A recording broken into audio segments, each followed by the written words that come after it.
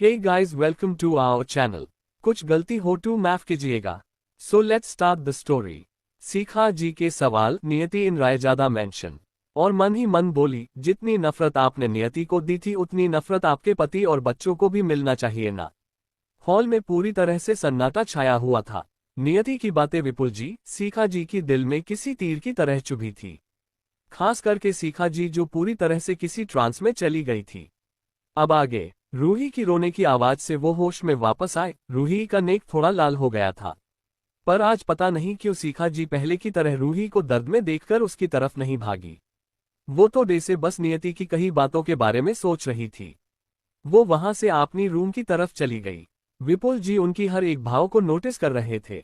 Use पता था नियति की बातें सीखा जी की दिल में लगी थी और उन्हें बुरा भी लग रहा था।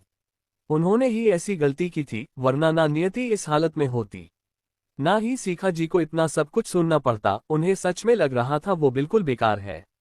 उन्होंने कैसे अपनी होने वाली बच्ची से नाराजगी पाल लिया, जो इस दुनिया में आई भी नहीं थी। अगर वो ऐसा नहीं करते तो आज सब कुछ ठीक होता। ना नियति उनसे नफरत करती, ना ही उनकी बीवी की दिल में ये सब बातें अब लगती। क्या कर दिया उन्होंने, पूरी तरह से सब कुछ उन्होंने अपने हाथ से ही बर्बाद कर दिया। विपुल जी ने अमृत को देखा और बोले, रूही और नेहा को स्टाफ से मेडिसिन लगाकर रूम में भेज दो। और अर्जित, तुम भी आपने रूम में जाओ। उनकी बात सुनकर अर्जित का मुंह बन गया। आज तो उसने नियति से ज्यादा कुछ कहा भी नहीं था, फिर भी नियति किस बात के लिए इतना गुस्सा हो गई और इतना सब कुछ सुना लिया और बोल फेंक कर मारा। उसे तो समझ में ही नहीं आ रहा था। वो वहां से ऊपर अपने रूम में चला गया। वो कोई बच्चा नहीं था, वो खुद मेडिसिन लगा सकता था। रूही हैरान थी, आज पहली बार उसे चोट लगने पर भी उसकी मोम ने उसे इग्नोर किया। डे से उन्हें उसकी कोई परवाह ही ना हो। वहीं नियति के तीनों भाई तो बाहर निकल गए, बाकी सब अपने रूम में चले गए। अमृत आज खुद को बेबस महसूस कर रहा था। उसने एक स्टाफ से कहकर रूही और नेहा के लिए आइस पैक और मेडिसिन लाने को बोल दिया और अपने रूम में चला गया। वहीं जब विपुल जी अपने रूम में गए तो आरती जी विंडो के पास खड़ी थी और बाहर की तरफ देख रही थी। विपुल जी ने उनकी कंधे पर हाथ रखा और बोले, क्या सोच रही हो? जो नियति ने कहा, क्या तुम उसी बारे में सोच रही हो? आरती जी ने मुड़कर उनकी तरफ देखा और बोली, क्या आपको मुझ पर भरोसा नहीं था? विपुल जी उनकी बात समझ नहीं पाए। क्या मतलब, मुझे किस बात पर तुम पर भरोसा नहीं था? विपुल जी ने कंफ्यूज होकर सीखा जी से पूछा। इस बात पर कि हमारा बच्चा होने के बाद भी मैं रूही, अमृत और अर्जित से उतना ही प्यार करूंगी जितना पहले करती थी। उनकी बात सुनकर विपुल जी ने गहरी सांस लिया और बोले, मुझे पता है सीखा, तब मैं गलत था। आज जब मैंने अपनी जी बच्ची से ये सब सुना तब मुझे और भी दर्द हो रहा है सीखा। अगर तब मैं दूसरों की बात नहीं सुनता तो आज हमारी फैमिली खुशहाल रहती और हमारी बेटी नियति हमसे इतनी नफरत नहीं करती। आज मुझे ये रियलाइज हो रहा है कि मैं कितना गलत था। सीखा जी हंसते हुए बोली, क्या आप अभी भी रीना से प्यार करते हैं? क्या अभी भी वो आपके दिल में है? उनकी सवाल सुनकर विपुल जी ने हैरानी से सीखा जी को देखा और बोले, ये तुम कैसी बात कर रही हो? क्या तुम भी नियति की तरह ऐसा ही सोचती हो?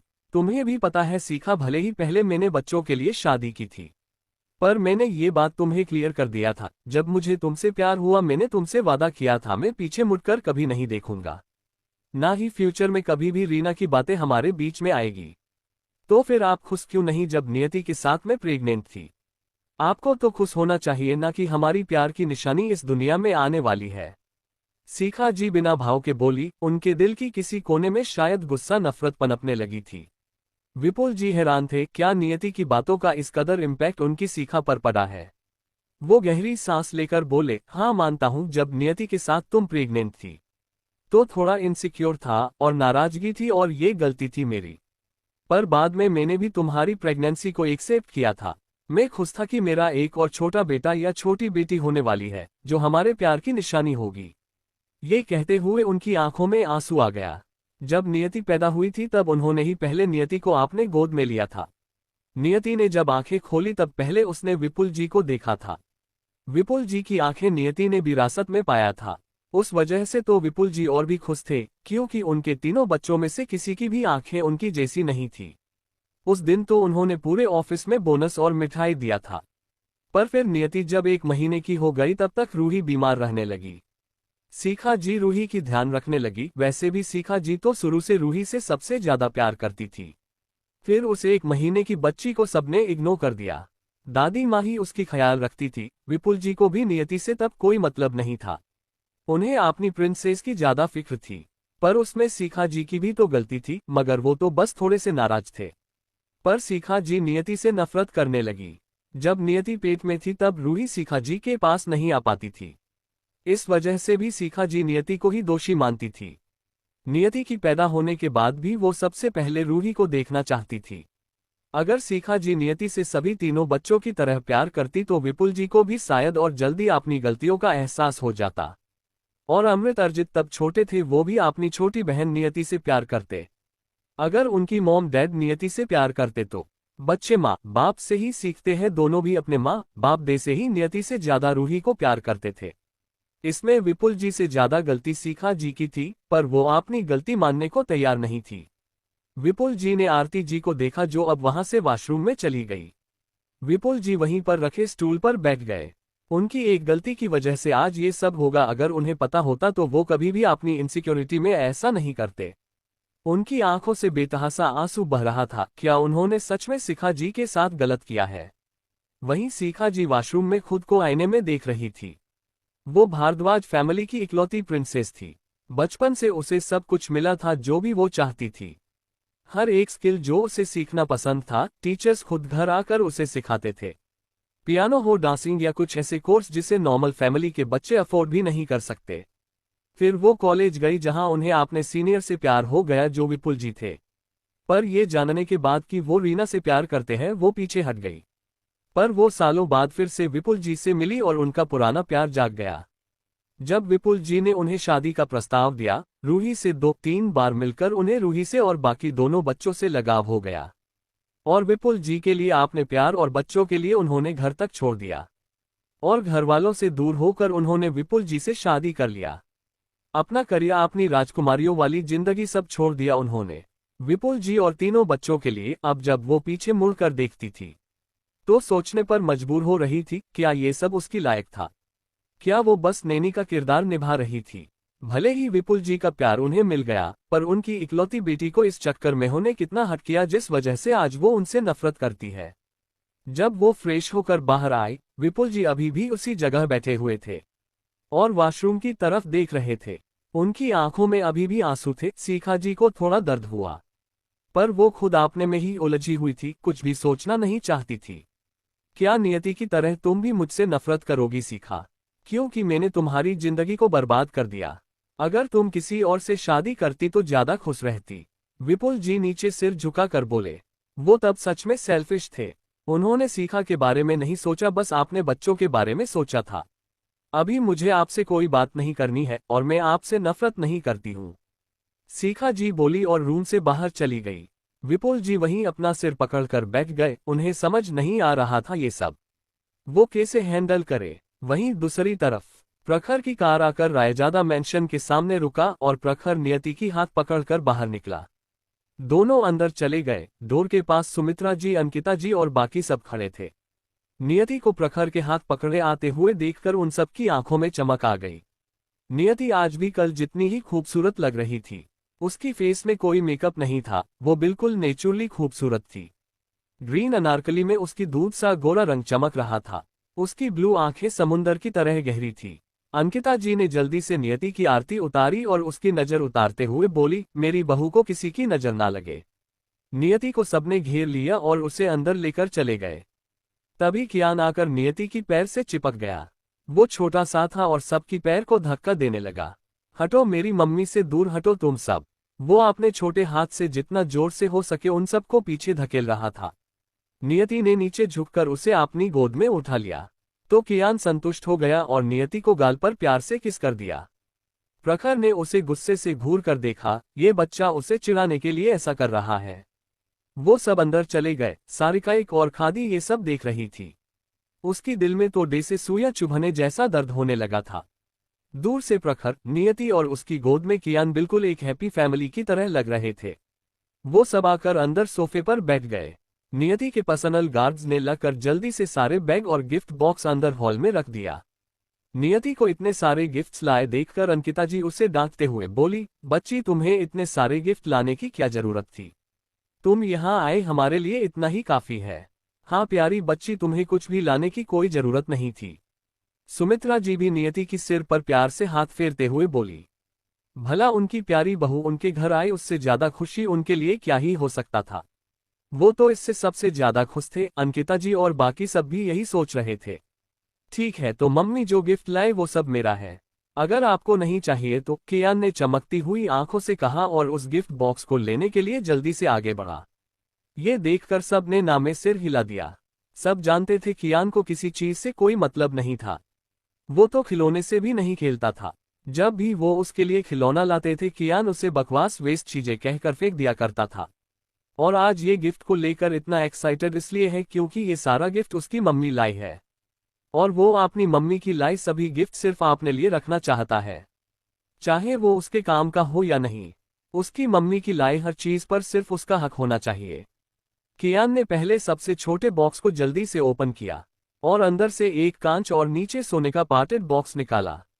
ऊपर की कांच से अंदर की सामान साफ दिखाई दे रहा था, जिसे देखकर सब हैरान रह गए क्योंकि अंदर एक ब्लू कॉलर का डायमंड और बीच में छोटे मोती बना था।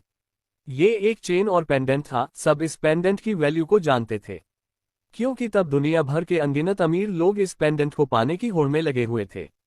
पर इसे सरिया की किंग ने किसी को भी बेचने से मना कर दिया था क्योंकि ये पेंडेंट एक देश की प्रथम राजकुमारी से जुड़ा हुआ था, जो 100 साल बाद उस देश की पहली राजकुमारी के रूप में पैदा हुई थी।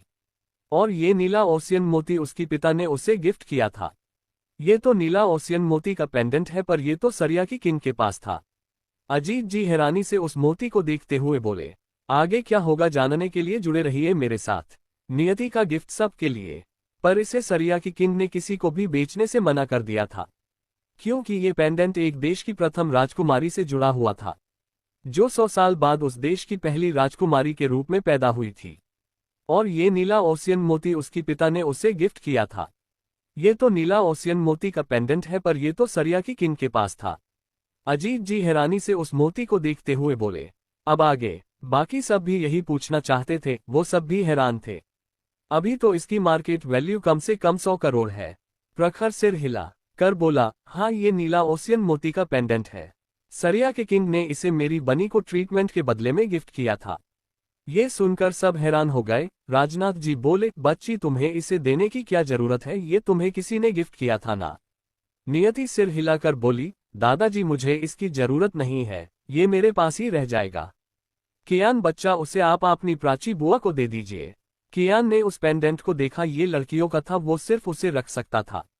उसने उसे लेकर प्राची को दे दिया और बोला, बुआ ये मम्मी आपके लिए आई है, इसलिए मैं उसे नहीं रखूंगा, ठीक है। वो ऐसे कह रहा था जैसे दया खाकर दे रहा हो। उसका सच में किसी को कुछ भी देने का मन नहीं था। प्राची ने उसे ले लिया और नियति को थैंक यू बोली और उसे जल्दी से निकाल कर पहन लिया। वो पेंडेंट उसकी गले में बहुत खूबसूरत लग रहा था। थैंक यू भाभी, ये सच में बहुत खूबसूरत लग रहा है, प्राची नियति की हाथ पकड़कर बोली। नियति ने भी स्माइल किया, उसने प्राची के लिए खास करके उसे चुना था। नियति ने एक और बैग उसे दिया जिसमें लेमिस ब्रांड की ब्यूटी प्रोडक्ट था।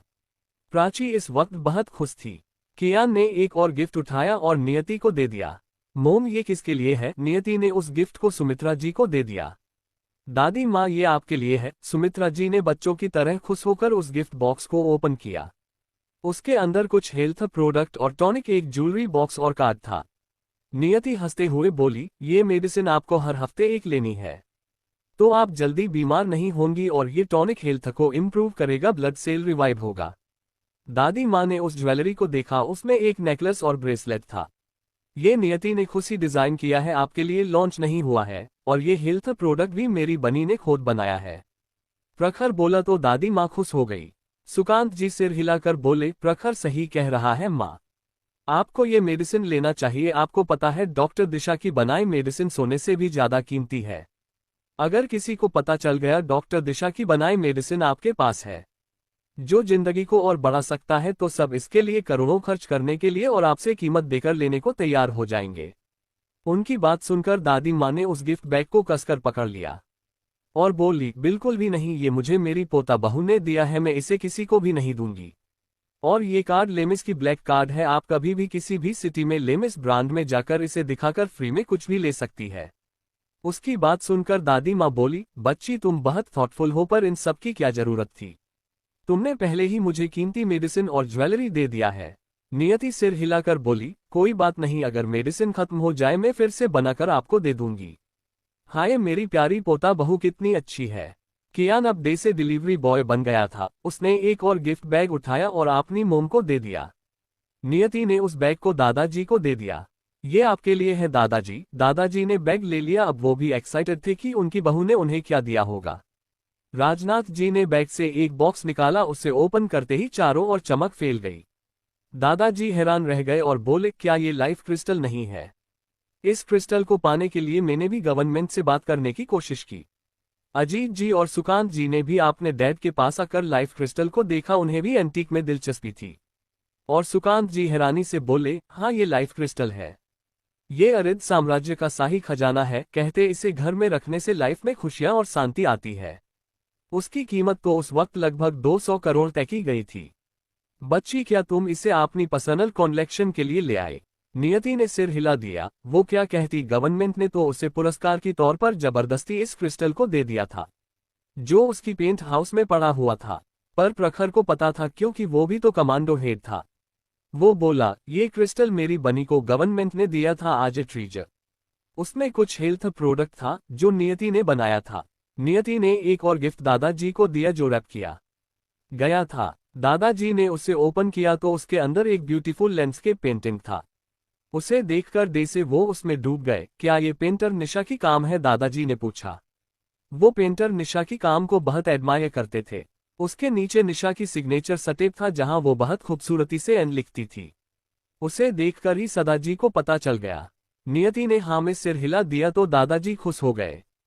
सुकांत जी हंसते हुए बोले, पापा आप इसे संभाल कर नहीं रख पाएंगे? क्यों ना आप इसे मुझे दे दे, मैं उसे संभाल कर रख दूंगा। इतना कहकर सुकांत जी ने पेंटिंग लेने के लिए हाथ बढ़ाया, क्योंकि सुकांत जी को भी पेंटर निशा की काम बहुत पसंद था। वो उस पेंटिंग को अपने लिए लेना चाहते थे। अजीत जी भी लेना चाहते थे। राजनाथ जी ने पेंटिंग को जल्दी से पीछे खींच लिया और बोले, बिल्कुल नहीं, ये मेरी पोता बहू ने मुझे गिफ्ट किया है, इसे मैं किसी को भी नहीं दूंगा। उनकी बात सुनकर सुकांत जी का मुंह बन गया। नियति ने अजीत जी को एक कैलियोग्राफी दिया और एक चेस सेट दिया। अजीत जी भी खुश हो गए और बोले, ये तो एम का काम है, पर ये ज्यादा नहीं मिलता है, वो तो बस कुछ ही पीस बनाते हैं। बच्ची तुमने इसे लाने के लिए इतनी मेहनत की, तुम्हें इतना परेशान होने की क्या जरूरत थी? भले ही किसी के पास पैसा हो, पर वो एम की वैल्योग्राफी काम नहीं खरीद सकता था। ये तो छोटी सी बात है, कैसी परेशानी, वो तो दिन में ऐसा 10 लिख सकती थी। वो चेस सेट देखकर भी खुश थे। उसे उन्होंने कई साल पहले देखा था, एक चेस मास्टर के, पर उसने किसी को भी देने से मना कर दिया था। पर उनकी बहू इसे उनके लिए ले आए। कितनी प्यारी थी उनकी बहू, इसकी कीमत तो कुछ करोड़ों से कम नहीं होगा। नियति ने अंकिता जी को उनकी गिफ्ट दिया। अंकिता जी को एक गोल्डन आर्टिक दिया था जो बहुत खूबसूरत था। उसे देखकर फिर से सब हैरान हो गए, क्योंकि ये गोल्डन आर्टिक था। उसमें अच्छी हेल्थ और प्रोस्पेरिटी के लिए बनाया गया था। मगध देश के राजा ने इसे अपनी रानी के लिए बनाया था। उसकी साइड पार्टन सोने और सोने से बनाया गया था, और अंदर एक जेड था जो कहते हैं उस समय की सबसे महंगी जेड थी, और उसमें पुराने स्याही से सिंबल बनाया गया था, जिसे हैप्पीनेस और प्रोस्पेरिटी का सिंबल कहते थे, जो अभी भी इतिहास के पन्नों में दर्ज था। 2 साल पहले किसी ने इसे एक ऑक्शन से 200 करोड़ में खरीदा था। नियति ने उन्हें कुछ ब्यूटी प्रोडक्ट और ज्वेलरी और अपने ब्रांड का ब्लैक कार्ड दिया था। दादी माँ की तरह अंकिता जी बहुत खुश थी, पर उन्हें लग रहा था उन्होंने अपनी बहू को बहुत कम दिया है। उन्हें भी अपनी बहू को और बहुत कुछ देना चाहिए। उनकी बहू सच में बहुत थॉटफुल और एक्सीलेंट है। नियति ने सुकांत जी को भी पेंटर निशा की एक पेंटिंग गिफ्ट किया, और एक रेयर जेड। उसकी कीमत भी करोड़ों में थी, जिसे देखकर फिर से सब हैरान हो गए। सुकांत जी आपने पेंटिंग को एडमायर करते हुए बोले, थैंक यू बेटा।